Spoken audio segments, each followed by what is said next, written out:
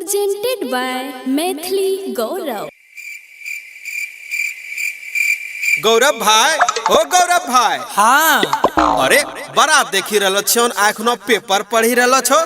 अरे भैया खबर देखै छो को कहनो छपलो छे, बवाल मचा देने छे सगरे। से की भेले हो? अरे वह आजकल जे होय छे छौड़ा छौड़ी कांड। आ हेरो बा, अच्छा तंटा सुनाब हो त। हाँ हो, ले हले सुनो ने।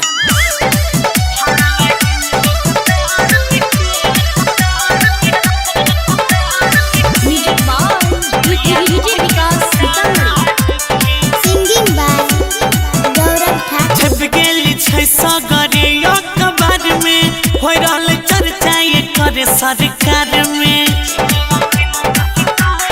भैया छप गेल छै सगरे अखबार में, होय रहल चर्चा एकर सरकार में। तोड़ देलक ओकर गुमान के एते बोर बवाल से कहां कर छौरा छौड़ी रहे हो?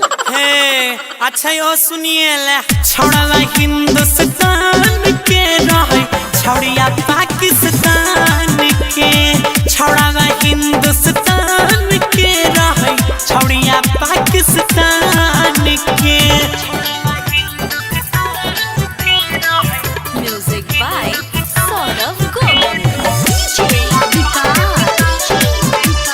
Ganpati recording studio Bhawanipur.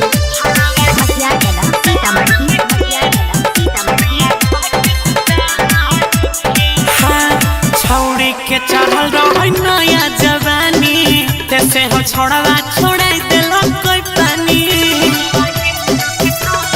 भैया छौड़ी के चढ़ल रहे नया जवानी, तैसे हो छौड़वा छोड़े देलो कोई पानी। कुछ बुझलै नहीं ओकर समान के।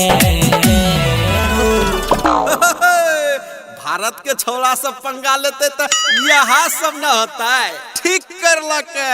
तेन कहलियो भैया, छौड़ा हिंदुस्तान के रहे, छौड़िया पाकिस्तान के।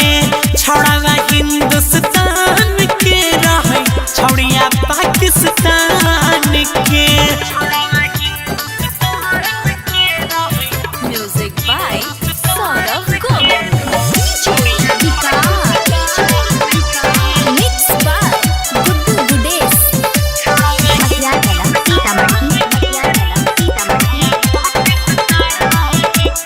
हाँ, दर्द से छौड़ी कनै पोरे पोरा हो, मारने छै छौड़ा झटका बेजरी हो। कि कहिया दर्द से छौड़ी कनै पोरे पोरा हो, मारने छै छौड़ा झटका बेजरी हो। सुनु से पंगाले लग जानी के। तब न कहे छै कि बेटा का बाप सब पंगा नहीं लेना चाहिए। हाँ वहन कहलियो भैया, गुड्डू गुडेस हिंदुस्तान के रहे, छौड़िया पाकिस्तान के। छौड़ा हिंदुस्तान के रहे, छौड़िया पाकिस्तान के। और इसी के साथ आज के ताजा समाचार समाप्त हुए। Ganpati recording studio Bhawanipur.